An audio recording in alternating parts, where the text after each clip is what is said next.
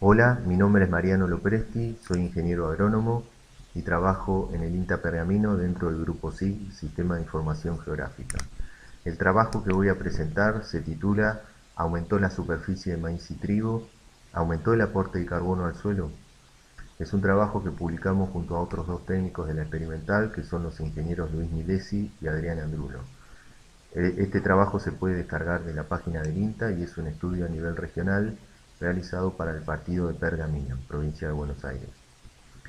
Como vemos, el título se puede dividir como en dos partes. La primera parte es una afirmación que surge a raíz de lo que venimos observando en las últimas campañas, no solo en el partido Pergamino, sino dentro de la región pampeana, que es un aumento de la superficie sembrada con maíz y trigo. Y la segunda parte es una pregunta, ver si efectivamente hubo un mayor aporte de carbono con esta eh, mejor distribución de cultivos. Recordemos que tanto el maíz como el trigo, al ser gramíneas, pensemos en el aporte que nos pueden brindar a través de su sistema radicular y sobre todo pensemos en el mayor volumen de rastrojo que nos puede dejar el maíz. A su vez, la evolución del carbono orgánico del suelo es un excelente indicador de la sustentabilidad de eh, un sistema productivo cuya reserva de carbono en el suelo vaya en aumento, claramente está siendo más sustentable que aquel cuya reserva de carbono en el suelo vaya disminuyendo. ¿En qué consistió el trabajo? ¿Cuál fue la metodología? Bueno, ya dijimos que el trabajo fue realizado para el partido de Pergamino. Se tomaron en cuenta 10 campañas que fueron desde la campaña 2008-2009 a la campaña 2017-2018, tomando datos oficiales del Ministerio de Agricultura, Ganadería y Pesca. La campaña 2017-2018 era la última que estaba disponible al momento de realizar el trabajo. Para la campaña posterior, o sea, la 2018-2019, utilizamos un mapa de uso del suelo del grupo SIG del INTA Pergamino y los datos considerados fueron superficie cosechada y rendimiento, o sea, producción de los cultivos de trigo, maíz y soja, que son los cultivos mayormente producidos en la zona. A partir de allí, a través de un índice de cosecha considerado para cada uno de estos tres cultivos, se calculó la biomasa aérea o rastrojo. Conociendo el valor de la producción y, y un valor de índice de cosecha, se puede despejar ese valor de biomasa aérea. Los valores de índice de cosecha, que fueron eh, valores promedios tomados de la bibliografía, están en el trabajo. Eh, por otro lado, la biomasa radicular se la consideró un 30% de la biomasa aérea total, valor también tomado de la bibliografía, y el carbono proveniente de los residuos, tanto aéreo como radicular, se lo consideró un 40%. Eh, para finalmente arribar a lo que nosotros buscábamos, que era un aporte de carbono anual, que se obtuvo dividiendo la suma del aporte de los tres cultivos dividido por la superficie cosechada. Pasemos a los resultados. Si observamos la tabla, vamos a ver dos grupos eh, de campañas homogéneas, que son las primeras 6 campañas, desde la campaña 2008-2009 a la campaña 2013-2014, y las últimas 4 campañas, desde la campaña 2014-2015 a la campaña 2017-2018, donde se observa una gran diferencia en la relación soja-maíz, es decir, cuántas hectáreas de soja hay por cada hectárea de maíz. Y pasamos de un 15:1 a un 6:1. Si vemos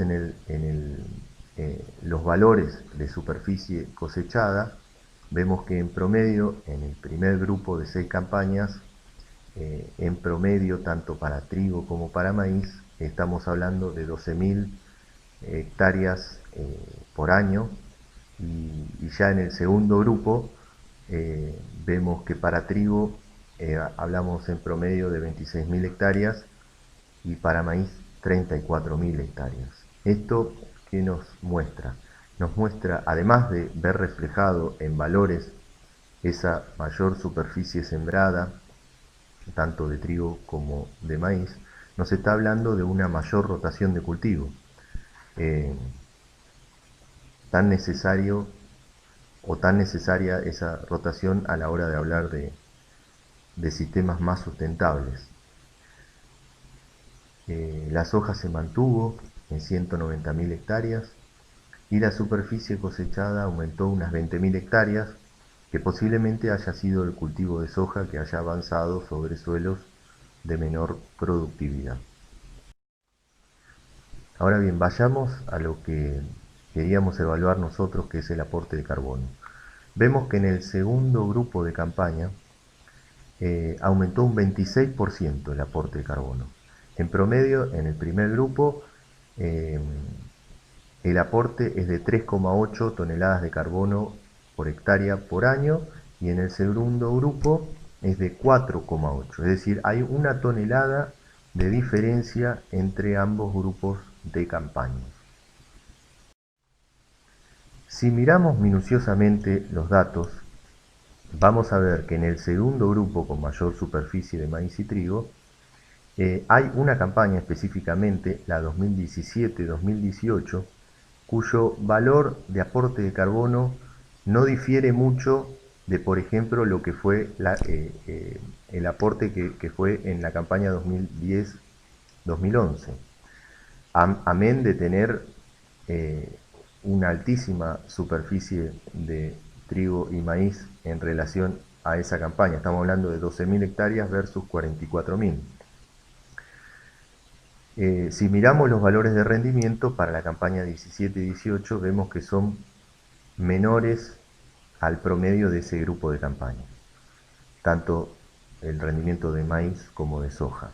¿Esto qué nos dice? Que la variable de rendimiento también es muy importante, o sea, es muy importante la especie sembrada en una determinada superficie, pero también es importante el rendimiento. Eh, Rendimiento que dependerá del manejo que tenga cada lote, pero fundamentalmente las características climáticas, fundamentalmente la disponibilidad de agua en el suelo que presente cada campaña. Como decíamos, para la campaña 2018-2019 utilizamos un mapa de uso del suelo, y aquí se puede ver la diferencia o el desbalance entre la soja y el maíz. Si vemos los colores correspondientes a la soja de primera y soja de segunda, o sea, el verde y el azul, versus los colores correspondientes al maíz de primera, maíz tardío y maíz de segunda, vemos ese desbalance que hablábamos de 6-1, que antes era mayor, pero aún sigue siendo importante. A su vez, hay otra cosa importante para destacar en el mapa, y es que tanto las pasturas como el campo natural están siendo relegadas a zonas bajas o cañadas, salvo excepciones. Recordemos el, el valor que nos dan las pasturas en el aporte de carbono. Las pasturas tienen un efecto comprobado sobre el secuestro de carbono. No nos olvidemos que en la región pampeana gran parte de lo que se perdió como materia orgánica se debe al abandono paulatino de las rotaciones con pasturas. Si uno observa en la zona, es impresionante la cantidad de lotes con molinos que hoy tienen cultivos extensivos.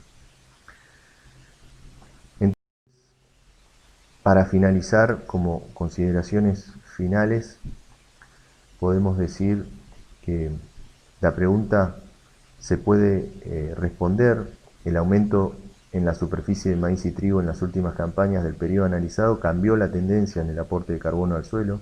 Efectivamente hubo un aumento. No obstante, el rendimiento juega un rol muy importante a la hora de definir ese aporte de carbono. Rendimiento que por supuesto dependerá del manejo y ahí entramos nosotros como asesores, productores, pero fundamentalmente eh, a nivel regional, que es la escala de trabajo de este estudio, va a depender de las características climáticas que presente la campaña. Y por último, si bien todavía hay un desbalance importante dentro de los cultivos anuales, esperemos que esta campaña que está arrancando se mantengan esos niveles de superficie de maíz y trigo, pero debemos saber que todavía hay un desbalance importante, o sea, se puede seguir mejorando en ese sentido. No obstante, si pensamos en recuperar los niveles de carbono orgánico en el suelo, no se pueden dejar de considerar el uso o la recuperación de pasturas dentro de sistemas mixtos y también otras cuestiones que también se están utilizando, como son los cultivos de cobertura o aplicaciones discretas de origen animal, como pueden ser el guano o la cama de gallina, entre otras opciones. Muchas gracias.